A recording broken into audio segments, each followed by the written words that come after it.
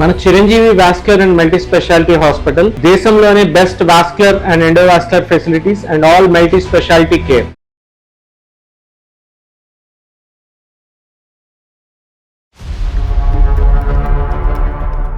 రామకృష్ణ గారు, మీ అబ్బాయి లైన్ లో ఉన్నాడు, ఏమైనా మాట్లాడతారా?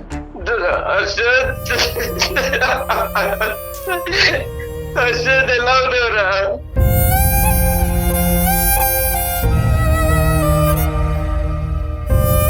నేను బాగానే ఉన్నాను కానీ మీరు ఎందుకు ఇలా ఏడుస్తున్నారు ఇప్పుడు? రే, మీ అమ్మ నాలుగో స్టేజ్లో ఉందిరా క్యాన్సర్. నిన్ను ఎప్పటి నుంచి నేను కాల్లో ట్రై చేస్తున్నాను, నాకు ఆగుతుందా?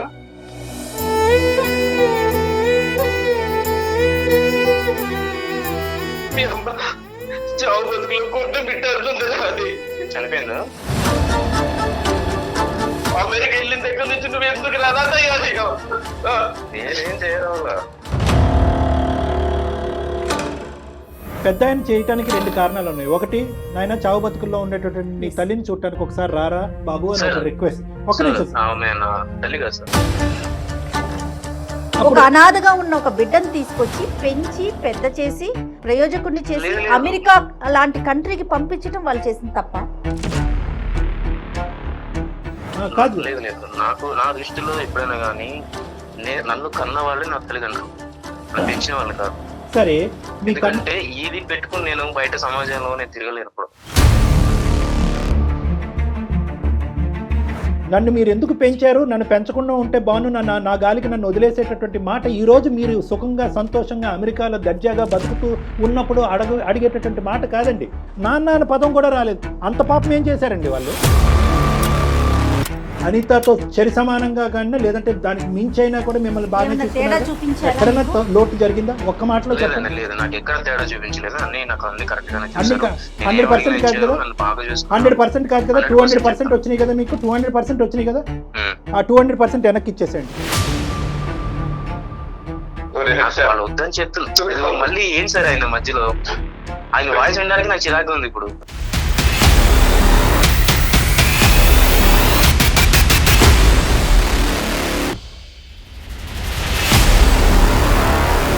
అందమైన జీవితం కార్యక్రమానికి స్వాగతం. నమస్తే కళ్యాణ్ గారు. నమస్తే జయ గారు.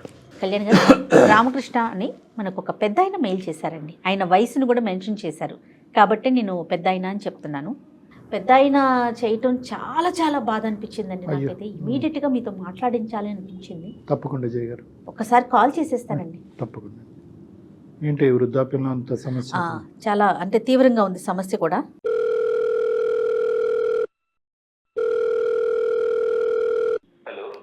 హలో, నమస్తే అండి. నేను జయానండి, అందమైన జీవితం ప్రోగ్రామ్ నుంచి కాల్ చేస్తున్నాను. సుమన్ టీవీ నుంచి కదమ్మా? అవునండి, అవునవును. చెప్పండి అమ్మా. మీరేదో కంగారులో ఉన్నట్లున్నారు, లేకుంటే బాధగా ఉన్నారు. మీ వాయిస్ అయితే నాకు అట్లా అనిపిస్తా ఉంది. మాట్లాడొచ్చండి? అయ్యో అయ్యో, బాధపడకండి.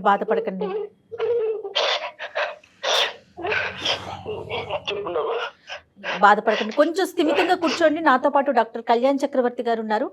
ఒక్కసారి మాట్లాడండి అండి, ఒక్క నిమిషం. మనసే బాధ అనిపించేస్తుంది. రామకృష్ణ గారు. రామకృష్ణ గారు నమస్తే అండి. నమస్తే సార్. కొద్ది గుండె నిబ్బరపరుచుకుని కొద్దిగా చెప్పాలి మాకు. ఆవిడ క్యాన్సర్ అండి. అయ్యో, 4వ స్టేజ్లో ఉంది సార్. 4th stage. అయ్యో, మా అబ్బాయి ఎంత పిలిచినా రావట్లేదండి. మీ అబ్బాయి ఎక్కడున్నాడండి? అమెరికాలో ఉన్నాడు. అమెరికాలో ఉన్నాడు సార్. ప్రెజెంట్ ఇప్పుడు ముంబైలోనే ఉన్నాడు సార్. ముంబైలో ఉన్నాడు. అవును సార్. ఎందుకంటే అంత కఠినంగా ఉన్నాడు అబ్బాయి? అంటే తల్లి 4వ స్టేజ్ క్యాన్సర్ లో ఉన్నా కూడా చూడటానికి రాకపోయినంత తప్పు మీరేం చేశారు? ఏం లేదండి, వాడు చిన్న పురిట్లో ఉన్నప్పుడే వాళ్ళ అమ్మ చనిపోయింది సార్. పురిట్లో ఉన్నప్పుడు వాళ్ళ అమ్మగారు చనిపోయారు. వాళ్ళ అమ్మగారు చనిపోయారు. మేము దత్తగా తీసుకున్నాం సార్ వాడిని. వాళ్ళ నాన్న 40 రోజులు కాకముందే ఇంకొక పెళ్లి చేసుకున్నాడు సార్. వాళ్ళ నాన్న సరిగ్గా చూసుకోకపోతే మా ఆవిడ చూసి వాడిని ఏమండి మనం దత్తగా తీసుకున్నామండి, మన దగ్గర పిల్లలు లేరు కదా, మన ఇల్లు మన సంసారంలో వాడు ఒకడు ఉంటాడండి, వాడిని మన పిల్లల్లా చూసుకుందామండి అంటే నేను వాడిని దత్తగా తీసుకున్నాను సార్. నాది సెంట్రల్ గవర్నమెంట్ ఉద్యోగం సార్ నాది. అయితే వాడికి బాగా చదివించుకున్నాం సార్ వాడిని. అంత చదివించుకున్న తర్వాత వాడికి ఇంటర్మీడియట్ ఆ లెవెల్లో ఎవరు చెప్పారు సార్ మా బంధువులు, నువ్వు వెళ్ళి పుట్టిన బిడ్డోడు కాదురా, నేను దత్తత తీసుకున్నానని చెప్పారు సార్. అప్పటి నుంచి వాడు మమ్మల్ని దూరం దూరం దూరం ఉంటున్నాడు సార్. వాడు రామకృష్ణ గారు తర్వాత మీకు ఎవరైనా సంతానం కలిగారండి? మేడం ఒక పాప పుట్టింది మేడం, అనిత మేడం. అనిత ఆమె వాళ్ళ హస్బెండ్ సాఫ్ట్వేర్ ఇంజనీర్ ఉండే మేడం. పెళ్ళైపోయింది. యాక్సిడెంట్ లో చనిపోతే ఆమె ఇంట్లోనే ఉంది మేడం. ఇప్పుడు ఆమెకి 2 పిల్లలు. అయ్యో. ఆమె ఇక్కడే ఉంది. మాకు ఆర్థికంగా లోటైతే ఏం లేదు మేడం. వాడు ఇంటికి రావాలి, వాళ్ళమ్మ ఒక్కసారి కన్నాను చూసి చనిపోతానంటుంది మేడం. 4వ స్టేజ్ మేడం, క్యాన్సర్. అయ్యో. బాబు 15 సంవత్సరాల వరకు మీరు చెప్పలేదు మీరు దత్తత తీసుకున్నారు బాబుని అనేది? లేదు సార్, వాడు ఇంటర్మీడియట్ వరకు నేను ఏమీ చెప్పలేదు సార్. ఎవడో చెప్పాడు సార్ బయట వాడు. వాడికి ఎంత ప్రేమగా చూసుకున్నామంటే మేము అంత ప్రేమగా చూసుకున్నాం సార్. వాడికి టైఫాయిడ్ జ్వరం వస్తే అక్కడ ఎక్కడో బీహార్ లో ఒక తావే మందిరం ఉంటే ఆ తావే మందిరం కూడా వెళ్ళి మా ఆవిడ ముక్కుకుంది సార్. అక్కడ వెంకటేశ్వర స్వామి ముక్కుకొని నడిచి ఆ పై దాకా వెళ్ళి ముక్కు తీర్చుకుని వచ్చింది సార్. ఇంత చేసిన వాడు అసలు వాళ్ళ అమ్మ అంటే ఇంత కూడా కడగడం లేదు సార్ వాడికి. వాస్తవానికి ఏంటంటే అనితని ఎంత బాగా చూసుకున్నారో బహుశా అదే స్థాయిలో దత్తత తీసుకున్నటువంటి అబ్బాయిని కూడా అదే స్థాయిలో చూసుకున్నాను సార్. అదే కదా సార్ నా బాధ. అంత బాగా చూసుకున్న కొడుకు ఈ రోజు నువ్వు నాన్న కాదు, నువ్వు మా అమ్మ కాదు అని చెప్తే ఎంత బాధ ఉంటుంది సార్ మాకు. అంటే ఈ రోజు అన్నాడా సార్ ఇంటర్మీడియట్ తెలిసినప్పటి నుంచి అలాగే ప్రవర్తిస్తున్నాడా సార్? ఇంటర్మీడియట్ అప్పుడు వేరే చోట చదువుకుంటాం నాన్న, వేరే చోట చదువుకుంటా అంటే అక్కడ పంపించాను సార్ నేను. అక్కడ నుంచి అలా అలా అలా మెల్లిగా మాకు దూరం అవుతే వస్తున్నాడు వాడు. అంటే అప్పుడు ఎవరో ఏదో చెప్పారు సార్ వాడికి. అప్పటి నుంచి మమ్మల్ని ఇగ్నోర్ చేస్తున్నాడు సార్. తెలిసి తెలియనట్టుగా పట్టించుకోవడం లేదు. అంటే ఇంకా దూరంగా చదువుకుంటాను చదువుకుంటా వాడు ఇంకా మా దగ్గర ఉంటాడు కదా అని మా చెల్లెలు కూతురికి ఇచ్చి పెళ్లి చేయాలని నేను నిర్ణయించుకున్నాను సార్. మా చెల్లెలు కూడా సరే అన్నయ్య అని, ఎవరు పుట్టిన అబ్బాయి అయినా కూడా మా చెల్లెలు కూడా యాక్సెప్ట్ చేసింది సార్. చేసుకుంటాను అన్నయ్య వాడిని అని చెప్పింది. సరే చేసుకున్నంతలో వాడు అక్కడ అమెరికాలోనే ఒక అమ్మాయిని చూసి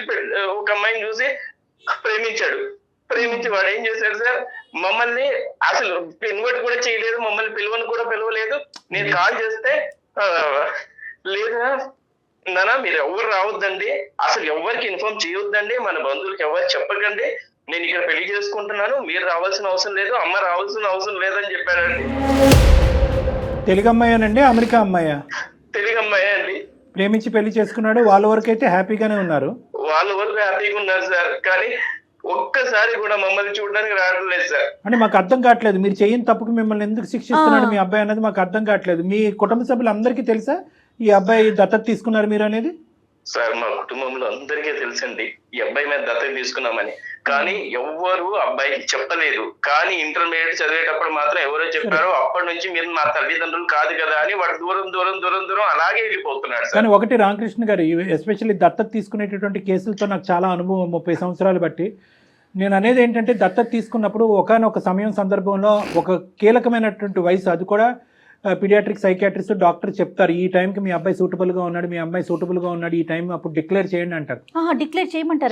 చేయాలి, డిక్లేర్ చేయాలి. ఒక ఎస్పెషల్ ఏంటంటే కుటుంబ సభ్యులు అందరికీ తెలిసి ఉన్నప్పుడు, ఎందుకంటే లేదంటే ఇది చాలా ఎడ్జ్ మీద ఉంటుందమ్మా ఇష్యూ. ఏదన్నా కుటుంబ సభ్యుల మధ్యన ఈ కుటుంబానికి మధ్యన ఏమన్నా చిన్న తగాదా వచ్చిందంటే ఆ అబ్బాయికి చెప్పకూడనటువంటి విధంగా చెప్తే ఈ విధంగా మనుషులు మారిపోతూ ఉంటారు. మీరు ఎప్పుడు చెప్దాం అనుకున్నారు రామకృష్ణ గారు? నేను అసలు నా మనసులో వాడు వేరే అబ్బాయి అన్నది నాకు లేదు సార్. మా సొంత అబ్బాయిలాగే చూసుకున్నాం సార్. మీకు లేదు కానీ చెప్పాలన్న ఉద్దేశం కూడా నాకు కాదు. మీకు లేదు కానీ వేరే వాళ్ళ ద్వారా ఇటువంటి పిల్లలు తెలుసుకుంటే కనుక వాళ్ళు ఎలా రియాక్ట్ అవుతారో అనేది కూడా మనం ఆలోచించాలి. అంటే మీరు ఎంత బాగా చూసుకున్నా కూడా నా తల్లిదండ్రులు వీళ్ళు కాదా, నన్ను పెంచి పెద్ద చేసినటువంటి తల్లిదండ్రులు వీళ్ళు కాదా అనేటటువంటి మనస్తాపం, బాధ ఏదైతే ఉంటుందో అది ఈరోజు మీకు నాకు ఎవరికి కూడా ఊహించుకున్నంత ఎత్తులో ఉంటుంది ఆ బాధ. సరే అవన్నీ తర్వాత విషయాలు. అనితతో మాట్లాడతాడా మీ కూతురుతో? అమ్మాయితో కూడా ఏమైనా సంబంధం లేదా? లేదండి, అనిత మా దగ్గరే ఉంటుందండి. అనితతో కూడా వాళ్ళ హస్బెండ్ యాక్సిడెంట్ లో పోయిన దగ్గర నుంచి అమ్మాయి మా దగ్గరే ఉంటుంది. అసలు సొంత అన్నలాగే ప్రేమిస్తుంది. అసలు అమ్మాయి ఎప్పుడు ఇద్దరు పిల్లల్లో తేడా ఎప్పుడు చూపెట్టలేదు సార్. కానీ అతను అమెరికాకి వెళ్ళడానికి సపోర్ట్ అంతా మొత్తం చదివించటం, పెంచటం, పంపించటం మొత్తం మీరే చూసుంటారు కదండి? అన్ని మేమే చూసాం మేడం, నేను మా ఆవిడ. మీ అబ్బాయి పేరేంటి రామకృష్ణ గారు? హర్షద్ సార్. హర్షద్ సార్, మేము హర్షు అని పిలుస్తాం. హర్ష. హర్ష. అవును సార్. సార్ ఇప్పుడు హర్ష మనసులో ఈ విధమైనటువంటి ఒక అభిప్రాయం ఉంది, మిమ్మల్ని చూడకూడదు, మీ కుటుంబాన్ని కాదనుకుంటున్నాడు, పెంచినటువంటి తల్లిదండ్రులను వద్దనుకుంటున్నాడు అనేది ఇప్పుడు మీ భార్య గారు 4వ స్టేజ్ క్యాన్సర్లో ఉన్న తర్వాత తెలిసిందా? అంతకు ముందు నుంచే మీకు ఒక హింట్ ఉందా? సార్ అంతకు ముందు నుంచే ఉంది సార్. మాతో ఉండడం వాడికి ఇష్టం లేదు. నా కూతురికి ఎంత విలువిస్తున్నానో నా కొడుకు కూడా నేను అంతే విలువిస్తున్నాను సార్. ఇద్దరికి సమానంగానే పంచుతాను సార్ నేను. ఇది డబ్బుకి ఆస్తికి సంబంధించింది అంటే కనుక ఈ లెక్క ఇక్కడ వరకు కూడా వచ్చి ఉండేది కాదండి. ఫస్ట్ ఆఫ్ ఆల్ మనం కనుక్కోవాల్సింది ఏంటంటే ఆ అబ్బాయి మనసులో ఎటువంటి భావం ఉందన్నది మనం కనుక్కోవాలి. ఫస్ట్ అక్కడి నుంచి మనం కనుక్కోగలిగితే అసలు మనతో మాట్లాడితే కనుక అది ఒక మెట్టు ఎక్కినట్టే. మనతో అసలు మాట్లాడతాడా లేదా అనేది ఫస్ట్ మనం చూడాలి. ఆ అబ్బాయి ప్రస్తుతం ఎక్కడున్నాడు రామకృష్ణ గారు? సార్ ముంబైలో ఉన్నాడు సార్. ఏదో పని మీద వచ్చాడు వాడు. మరి మీరు ఫోన్ కలిపితే ఎత్తుతాడా లేదంటే మేమే కలపాలా? సార్ నేను కలిపితే అసలు ఎత్తడం లేదు సార్. నా ఫోన్ ఎత్తటంలా, నా కూతురు ఫోన్ ఎత్తడం లేదు వాడు. మనమే కలపాలి. మనమే కాల్ చేద్దాం. అయితే రామకృష్ణ గారు మీరు నెంబర్ ఫార్వర్డ్ చేశారంటే నేను ఒకసారి అతనికి కాల్ చేసి మాట్లాడతాను. సరే మేడం, నేను ఫార్వర్డ్ చేస్తున్నాను. రైట్ అండి. పాప ఆయన మాట కూడా మాట్లాడలేకపోతున్నాను. తప్పకుండా అండి, మా ప్రయత్నం మేము 100% చేస్తాం. డాక్టర్ గారు మాట్లాడతారు.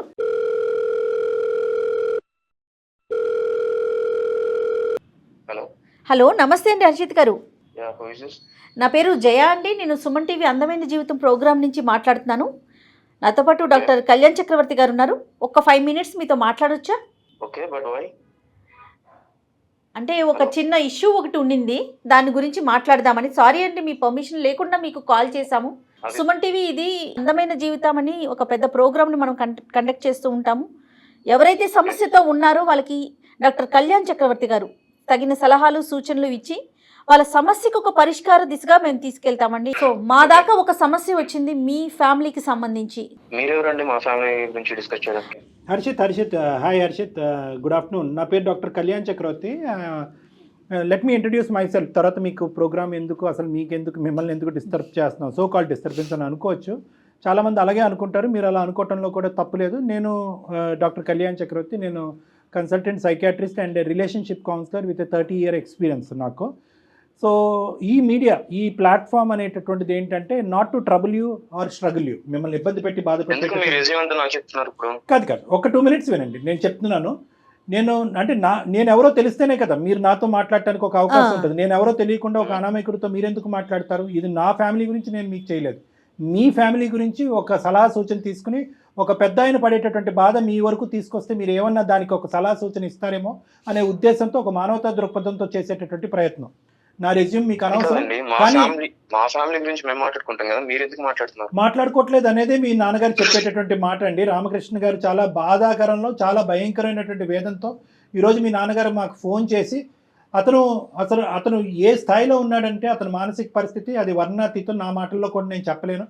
మేము చూడలేకపోతున్నటువంటి మీ తల్లిగారు ఎవరైతే ఉన్నారో ఆవిడ 4వ స్టేజ్ క్యాన్సర్లో చావు బ్రతుకుల మీద కొట్టుమిట్లాడుతున్నారు. ఆవిడ ఆఖరి కోరికగా కేవలం మీ మొహం చూడాలి, మీతో మాట్లాడాలి అనేటటువంటి ఆలోచనతో పరితపించిపోతున్నారు.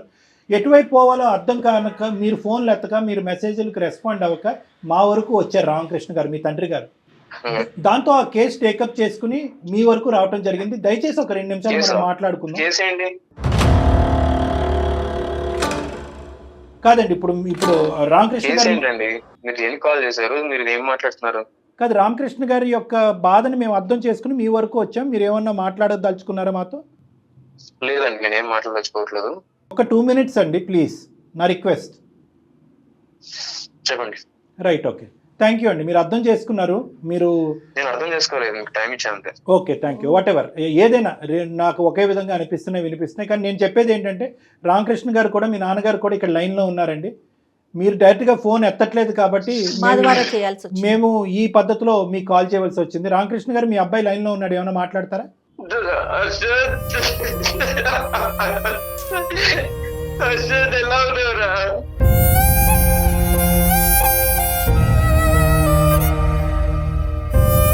నేను బాగానే ఉన్నాను కానీ మీరు ఎందుకు ఇలా ఏడుస్తున్నారు ఇప్పుడు? మీ అమ్మ 4వ స్టేజ్లో ఉందిరా క్యాన్సర్. నిన్ను ఎప్పటి నుంచి నేను కాలు ట్రై చేస్తున్నాను, నాకు ఆగదురా.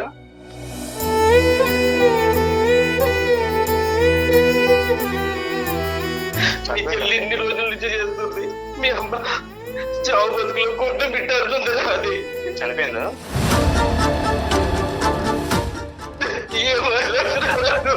ఒక్కసారి వచ్చి చూడరా, ఒక్కసారి వచ్చి చూడరా. అమెరికా వెళ్ళిన దగ్గర నుంచి నువ్వు ఎందుకు రాదా తయారయ్యావు? నేనేం చేయవాలా? ఈ నన్ను అర్థం చేసుకోవడంలో తప్పు పడ్డారు అంతే. ఏం తప్పు చేశాను రా చెప్పు. ఎందుకు ఇవన్నీ ఈ సోలంతా నాకు ఎందుకు చెప్తున్నా ఇప్పుడు? రే ఒక్కసారి వచ్చి మీ అమ్మని చూసేళ్ళురా, మీ అమ్మ పరిస్థితి ఎలా ఉందో చూసేళ్ళురా. చాలా టూ మచ్. లేదు, ఇప్పుడు మీరు నాకు ఇంత ఫోన్ చేసి కాల్ మాట్లాడి మాత్రం అన్ని జరిగిపోవు, ఓకేనా? రాను. ఒక్కసారి రే నీ కాళ్ళు పట్టుకుంటారా, రే నీ కాళ్ళు పట్టుకుంటారా, రే నీ కాళ్ళు పట్టుకుంటారా. ఒక్కసారి అప్పించి రామకృష్ణ గారు, రామకృష్ణ గారు, రామకృష్ణ గారు, ఎమోషనల్ నా దగ్గర వద్దు. హర్షిత్ ఒక్క నిమిషం, రామకృష్ణ గారు ఒక్క నిమిషం, నేను ఉన్నాను ఇక్కడ, ఒక 2 నిమిషాలు మనం మాట్లాడుకుందాం. హర్షిత్, నువ్వు ఇంత కఠినంగా మాట్లాడుతున్నావు, కానీ నిన్ను నిలదీసి నిన్ను ఒక పద్ధతిలో మాట్లాడేటటువంటి కెపాసిటీ నాకు ఉన్నా కూడా నేను అలా మాట్లాడాలని అనుకోవట్లేదు. ఎందుకు అంటే కనుక ఈరోజు మీరెవరండి అని చెప్పి 2 నిమిషాల్లో నువ్వు ఫోన్ పెట్టేస్తే కనుక ఇంక ఈ కథ కంచుకెళ్ళినట్టే, మనం ఏం చేయలేం. ఆ పెద్ద అయినటువంటి మనసు, అతను పడేటటువంటి బాధని, ఇంట్లో ఉన్నటువంటి మీ తల్లి యొక్క దిక్కులేనటువంటి పరిస్థితిని చూస్తూ నేను నీతో ఇప్పటికీ కూడా మర్యాదగా నిదానంగానే మాట్లాడాలని అనుకుంటున్నాను. అది నా సంస్కారం అనుకుంటాను, నా అనుభవం అని అనుకుంటున్నాను. రెండే మాట్లాడి పెద్ద ఆయన చేయటానికి 2 కారణాలు ఉన్నాయి. ఒకటి, నాయన చావు బతుకుల్లో ఉండేటటువంటి నీ తల్లిని చూడటానికి ఒకసారి రారా బాబు అని ఒక రిక్వెస్ట్. ఒక నిమిషం, తల్లి కాదు నాన్న, తల్లిని. ఒకటి నిమిషం నాన్న, ఈ డిబేట్లోకి వెళ్తే మనం ఎంతసేపు అన్నా మాట్లాడుకోవచ్చు. ఎవరిని తల్లి అంటారు? ఎవరు తల్లి అంటే ఎవరు? అంటే నిన్ను కనీ పెంచి పెద్ద చేసి ఈ స్థాయి వరకు తీసుకొచ్చినటువంటి వ్యక్తిని తల్లి అంటాం తప్ప. అంటే ఓన్లీ కనకపోతే తల్లి కారా అండి? పెంచి పెద్ద చేయలేదు, ఆవిడ తల్లి కాదా మీకు? ఆవిడ చేసిన ప్రయత్నాలు కాదు. నాకు నా దృష్టిలో ఎప్పుడైనా కానీ నన్ను కన్న వాళ్ళే నా తల్లిదండ్రులు, పెంచిన వాళ్ళు కాదు. సరే, మీకంటే ఇది పెట్టుకుని నేను బయట సమాజంలో నేను తిరగలేను. ఇప్పుడు మీరు ఆ ట్యాగ్ గురించి బాధపడుతున్నారా? అంటే నాకు నన్ను ఆ ట్యాగ్ గురించి నేను వాళ్ళ దూరం పెట్టింది కూడా దాని గురించి. నాకు అవసరం లేదండి అలాంటి రిలేషన్స్, నాకు అవసరం లేదు అలాంటి ఎమోషన్స్, నాకు వద్దు. అంటే ఎందుకు ఒక పేరు సంపాదించుకున్నాను, ఎందుకు ఫలానా అని చెప్పేసి నన్ను ఎవరు నోటీస్ చేయొద్దు. కాదు, ఎందుకు బాధపడుతున్నారు మీరు? నాకు అర్థం కానిటువంటిది ఏంటంటే, ఓకే మీకు అనిపించేటటువంటి ఒక అంశం అంటే, నాకు కన్న తల్లి ఒక ఏ తల్లి అయితే నన్ను కన్నదో ఆ తల్లి నన్ను పెంచి పెద్ద చేస్తే కనుక అది మీకు నచ్చుతుంది. ఏ తల్లి అయితే కనుక కనదో, ఏ తల్లి అయితే కనుక మమకారంగా మిమ్మల్ని పంచుతుందో ఆ తల్లి చేయనటువంటి పాపానికి ఈరోజు శిక్ష అనుభవించాలా? అలా మీరు అనుకుంటే నేను ఏం చేయలేనండి. నాకు ఇక్కడ కావాల్సిందంటే ఏంటి, నాకు సమాజంలో కొంచెం ఒక పేరు కావాలి. సో వీళ్ళ వల్ల నా పేరు అనేది స్పాయిల్ అయ్యేలా ఉంది. అది ఒక నాకు తెలియదు రీజన్ ఏంటో, ఎట్లా ఏ విధంగా అవుతుందో మరి మీ కాన్సెప్ట్ ఏంటో మాకు అర్థం కావట్లేదండి హర్ష గారు. ఏ విధంగా మీ పేరు? నేను వాళ్ళ పేరెంట్స్ యాక్సెప్ట్ చేయనండి. మీరే అది మీరే చెప్పండి, సమాజం మీద రుద్దమాకండి. హలో హర్ష గారు మీరు చెప్పేదే మాట్లాడుతున్నారు, మేము చెప్పేది ఒకసారి వినండి. అది మీ అభిప్రాయం, సమాజానికి ఉండదు అలాంటి అభిప్రాయాలు. అంటే అటువంటి అనుభవం మీకు ఏమన్నా ఉంటే చెప్పండి. అంటే ఎవరన్నా మిమ్మల్ని చిన్న చూపు చేశారా? దత్తత తీసుకున్నారా? నువ్వు ఆవిడకు పుట్టినటువంటి బిడ్డ కాదు అని ఎవరన్నా మిమ్మల్ని చిన్న చూపు చేశారా? చాలా సందర్భాలు నేను ఫేస్ చేశాను కాబట్టి అంత పెంచిన వాళ్ళు కూడా కాదని ఎందుకు వచ్చేసాను. నేను ఎంత బాగా హర్ట్ అయి ఉంటాను వాటి గురించి. నేను అలాంటి ఫేస్ చేశాను చాలా. అదే నేను వాళ్ళకి దూరం పెట్టేశాను. మీరు ఇంతలాగా మాట్లాడుతున్నప్పుడు I'm not ready to face that. Okay, మీరు you are not ready to face that. But where is this originating from అనేది ఒక్కసారి ఒక సైకాట్రిస్ట్గా అనలైజ్ చేసుకుంటున్నాను. ఎక్కడి నుంచి ఇది పుట్టుకొచ్చింది? అందుకంటే మీరు ఇంత కఠినంగా ఆవిడ ఉందా, చనిపోయిందా, మీరు ఎందుకు ఇలాంటి సీరియల్ నాటకం ఆడుతున్నారు, ఇలాంటి మాటలు అన్నా కూడా నేను మధ్యలో దూరి నా కోపాన్ని వ్యక్తపరచలేదు. ఎందుకంటే కనుక ఆ లేత వయసులో, ఏదంటే 15 to 17 years వయసులో, ఇంటర్మీడియట్ టైంలో ఎవరో మీకు వీళ్ళు కాదురా నీ తల్లిదండ్రులు వాళ్ళు అని చెప్పినప్పుడు మీ మనసు ఎంత గాయపడిందో అనేది నాకు అర్థమైంది. రెండోది ఏంటంటే కనుక, ఒకటికి చాలా సందర్భాల్లో నువ్వు దత్తపుత్రుడు అనేటటువంటి మాట అనటం వల్ల మీ మనసు గాయపడి ఉంటుంది అనేది కూడా నాకు అర్థమైంది. కానీ నేను ఇంకొక యాంగిల్లోంచి వస్తున్నాను. అదేంటి అంటే కనుక, ఏ తల్లి అయితే కనుక చనిపోకుండా మీరు అనాథ కాకుండా ఉండేటటువంటి పరిస్థితి ఆ తల్లి పెంచుంటే కనుక ఆ పేదరికంలో ఈరోజు మీరు అమెరికా వెళ్ళుండేవారా? ఈ స్థాయిలో మీరు ఉండేవారా? ఈ సంపాదన మీకు ఉండేదా? ఇది నెంబర్ 1. నెంబర్ 2 ఏంటంటే, తల్లి చనిపోయినటువంటి మీ కన్న తల్లి, ఈ జ్ఞాపకాలన్నీ మీకు గుర్తు చేస్తూ మిమ్మల్ని బాధపడుతున్నాను, ఏమనుకోవద్దు. మీ కన్న తల్లి చనిపోయినటువంటి 10 రోజులకో 15 రోజులకో ఆ మహానుభావుడు ఇంకో పెళ్లి చేసుకున్నాడు అనేటటువంటి ఆలోచన ఉన్నటువంటి కుటుంబంలో మీరు పెరిగి పెద్ద అయి ఉంటే కనుక సంతోషించి ఉండేవారా? అంటే మీ వాదనకి నేను ఏకీభవిస్తున్నాను. అంటే నా కన్న తల్లిదండ్రులు వేరే వాళ్ళు కాదు. మేమేమంటున్నా అంటే కన్నటువంటి వాళ్ళు ఎవరైనా కూడా పెంచినటువంటి వాళ్ళు మీకు ఆ సంతోషాన్ని సుఖాన్ని ఇచ్చేటటువంటి వాళ్ళు తల్లిదండ్రులు కాదు, దేవుళ్ళు అని అంటారు. ఒక అనాథగా ఉన్న ఒక బిడ్డను తీసుకొచ్చి పెంచి పెద్ద చేసి ప్రయోజకుడిని చేసి అమెరికా లాంటి కంట్రీకి పంపించడం వాళ్ళు చేసిన తప్ప అంటే అర్థం కావట్లేదు. అతను కూడా వాళ్ళు పెంపకాన్ని లోపభూయిష్టం చేసి ఏలైతే చూపెట్టట్లేదు జయ గారు. అతను కాన్సెప్ట్ ఏంటంటే వాళ్ళని తప్పుగా చూపెట్టట్లేదు, కానీ ఇతని పడినటువంటి ఆ బీజం ఏదైతే చిన్నప్పటి నుంచి నలుగురు 4 విధాలుగా మాట్లాడుకుని నుంచి ఇతని హేళన చేసి వెక్కిరించేటటువంటి ప్రయత్నం చేశారో ఆ ట్యాగ్ లైన్కి కారణమైనటువంటి వాళ్ళు వీళ్ళే నన్ను పెంచినటువంటి దత్తత చేసినటువంటి ఈ తల్లిదండ్రులు లేకపోతే నాకు ఆ ట్యాగ్ ఉండదు కదా అని చెప్పి. కరెక్టే. ఆ తల్లిదండ్రులు లేకపోతే ఈ రోజు మీరు ఎక్కడున్నారు? ఆ కాన్సెప్ట్ అర్థం చేయడం గురించి నన్ను మీరు ఎందుకు పెంచారు, నన్ను పెంచకుండా ఉంటే బాను, నా గాలికి నన్ను వదిలేసేటటువంటి మాట ఈ రోజు మీరు సుఖంగా సంతోషంగా అమెరికాలో దర్జాగా బతుకుతూ ఉన్నప్పుడు అడిగేటటువంటి మాట కాదండి. ఒకప్పుడు వాళ్ళు పెంచకపోతే కనుక మీరు ఎక్కడో ఏదో చేసుకుంటూ బతుకుండేవారు. అప్పుడు కూడా ఈ మాట అన్ని ఉండేవారా? ఇదేంటి ఇంత అన్యాయం చేశారు నా కన్న తల్లిదండ్రులు, ఈ సమాజంలో నన్ను పెంచి పెద్ద చేసేటటువంటి ఒక నాదురే లేదు అని అప్పుడు బాధపడి ఉండేవారా? ఈ రోజు మీరు కంఫర్ట్ జోన్ లోకి వచ్చాక మీరు అంటున్నారు నన్ను ఎందుకు పెంచారు. అది నా తెలివి వల్ల వెళ్ళానండి, నా తెలివి వల్ల, నా చదువు వల్ల నేను అలా వెళ్ళాను అంతే. అమెరికాలో వెళ్ళిపోతారా అండి? కాదండి, ఫైన్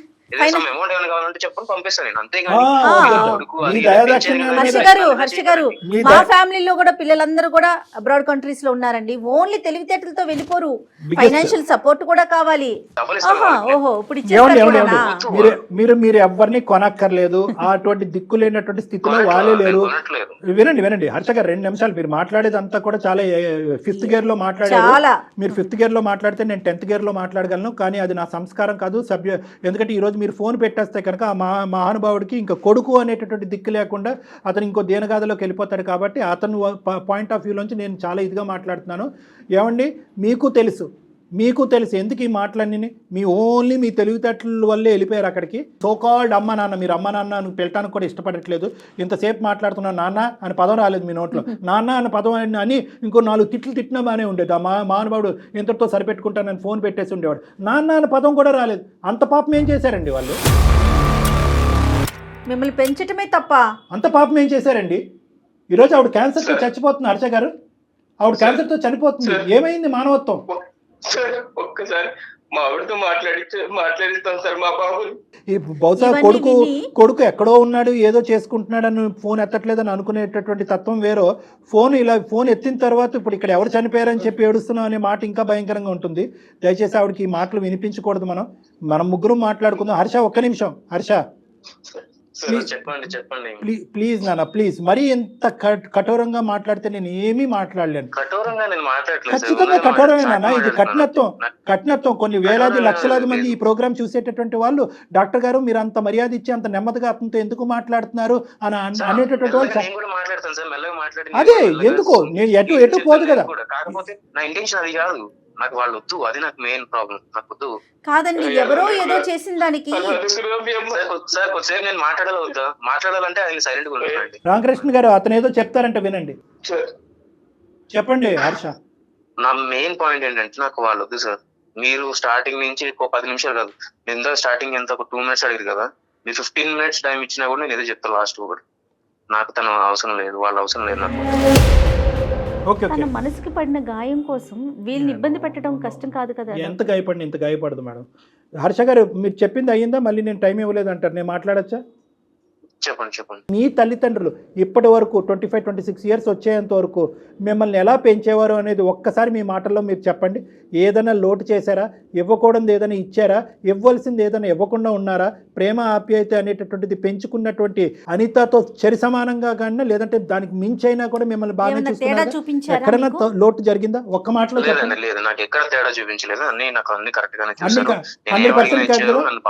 100% కాదు కదా, 200% వచ్చినాయి కదా మీకు. 200% వచ్చినాయి కదా, ఆ 200% వెనక్కి ఇచ్చేసేయండి. సరే అండి, ఇవ్వండి. ఇప్పుడు అదే అడుక్కుంటున్నాడు ఆ పెద్దాయన. మాకు కావాల్సిన ఈ వృద్ధాప్యంలో ఉండే చావు బ్రతుకుల్లో ఉండేటటువంటి మమ్మల్ని ఇద్దరిని ఆ ప్రేమ ఆప్యాయత ఇవ్వండి, మీరు ఇచ్చేటటువంటి డబ్బులు అక్కర్లేదు. ఇవ్వనండి, ఇవ్వలేను. ఇప్పుడు నాకు వద్దనే కదా మీరు పాయింట్ మర్చిపోతున్నారండి. నాకు వాళ్ళు వద్దని చెప్తున్నారు, మళ్ళీ ఏంటి సార్ ఆయన మధ్యలో ఆయన వాయిస్ వినడానికి నాకు చిరాకు ఉంది. ఇప్పుడు ఓ మై గాడ్, ఇరిటేటింగ్ ఉంది అంతా. ఎక్కడ వినలేదు చూడలేదు మేడం. ఇది చూడడం కూడా ఇలాంటి సమస్యను ఎక్కడ వినలేము. ఇది సమస్య కాదు మేడం, ఇది వన్ సైడెడ్ సమస్య. పోనీ మా నాన్న ఆ వయసులో ఇలా చేశాడు, మా అమ్మ ఇలా చేసింది కాబట్టి నేను ఇంత కఠోరంగా మారిపోయాను, నా కోడల్ని నా భార్యని ఇలా నాన్న మాటలు అన్నారు కాబట్టి నా భార్యని తీసుకుని నేను అమెరికా వచ్చి వ్యత్యాసం చూపించారు. ఇది కంప్లీట్ గా వన్ సైడెడ్. వీళ్ళు ఏం పాపం చేశారు? ఎలా హర్ష ఈ ప్రాబ్లం కి మేము సొల్యూషన్ చెప్పలేము. ఐఎమ్ సారీ, మీరే చెప్పగలరు ఈ ప్రాబ్లం కి. వాళ్ళ వల్ల పడిన ఇబ్బందులు ఏంటి లేవంటున్నాడు కదా మేడం. 100 కాదు 200% ఇబ్బంది లేదు. ఇది జస్ట్ ఈస్ ఫిక్సేషన్. అతని యొక్క ఫిక్సేషన్, అతని యొక్క కాన్సెప్ట్. ఏంటా కాన్సెప్ట్ అంటే కనుక పెంచినటువంటి తల్లిదండ్రులు పెంచి ఈ లెవెల్ వరకు వచ్చేనా పెంచబడ్డటువంటి తల్లిదండ్రులకి ఒక కొడుకుగా అతను సమాజానికి చూపెట్టదలుచుకోలేదు. అతను కనేటటువంటి పిల్లలకి పలానా వాళ్ళు నేను దిక్కులేనప్పుడు వదిలేస్తే కనుక పలానా వాళ్ళు నాయనమ్మ తాతయ్య నేను పెంచారా అని పిల్లలకు చూపెట్టాలనుకోవట్లేదు. భార్యకి వీళ్ళు నన్ను పెంచినటువంటి అత్తమామ అన్నట్టుగా చూపెట్టుకోవట్లేదు. సో ఈ పెంచినటువంటి అనేటటువంటి ట్యాగ్ అతనికి నచ్చకపోవడం అనేది అతని బ్రెయిన్ లో పడినటువంటి ఒక ఫిక్సేషన్. అంతే కదా హర్ష? అంతే అండి, మీరు బాగా అర్థం చేసుకున్నారు.